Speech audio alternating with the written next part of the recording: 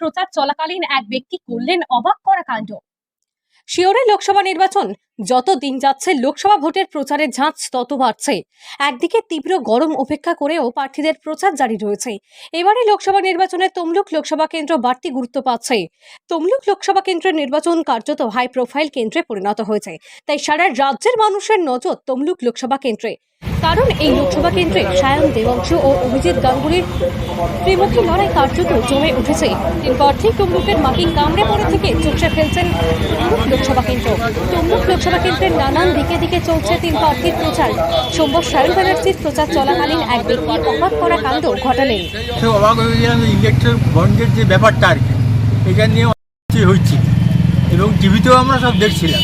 তাতে দেখা যাচ্ছে ইলেকট্রিক বন্ডের টাকা বিজেপি পাস বেশি টাকা নিয়েছে, তারপরে তৃণমূল কংগ্রেস নিয়েছে, কিন্তু সিপিএম একটি পয়সা হচ্ছে নেয়।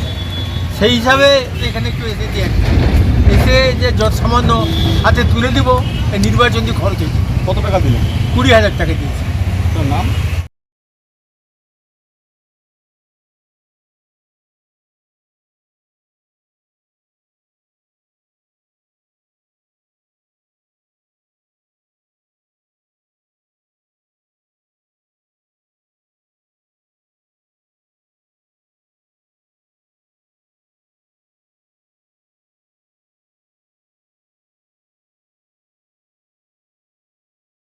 লোকসভা ভোটে নির্ঘণ্ট প্রকাশ হয়েছে। এবারের লোকসভা ভোটের রাজনৈতিক বিশ্লেষকদের নজর তমলুক লোকসভা কেন্দ্রের উপর। এবার লোকসভা নির্বাচনে রাজ্যের 42টি লোকসভা কেন্দ্র থেকে বাড়তি গুরুত্ব পাচ্ছে তমলুক লোকসভা কেন্দ্র। 25শে মে ষষ্ঠ দফায় তমলুক লোকসভা কেন্দ্রের ভোট গ্রহণ। 1 এপ্রিল সোমবার সকাল থেকেই তীব্র গরম উপেক্ষা করে নন্দকুমার বাজার এলাকায় প্রচার শুরু করেন বামেদের তমলুক লোকসভা কেন্দ্রের প্রার্থী সায়ন ব্যানার্জি। প্রথমে মহারাজা নন্দকুমারের মূর্তিতে মাল্যদানের পর পায়ে হেঁটে প্রচার শুরু করেন তিনি। নন্দকুমার বাজারে ঘুরে ঘুরে তিনি প্রচার করেন। আর প্রচার চলাকালীনই চণ্ডীচরণ প্রামাণিক নামে এক অবসরপ্রাপ্ত স্কুল শিক্ষক নির্বাচনী খরচের জন্য প্রায় 20,000 টাকা তুলে দেন সায়ন ব্যানার্জির হাতে। এ বিষয়ে অবসরপ্রাপ্ত স্কুল শিক্ষক জানান, নির্বাচনী বন্ডের মাধ্যমে বিভিন্ন দল কোটি কোটি টাকা তুলেছে, শুধুমাত্রই বামেরা কোনো টাকা নেয়নি। ফলে সায়ন ব্যানার্জির নির্বাচনের খরচের জন্য তার এই সামান্য দান। প্রসঙ্গত, এবার লোকসভা নির্বাচনে তমলুক কেন্দ্র হাই প্রোফাইল কেন্দ্র হয়ে উঠেছে।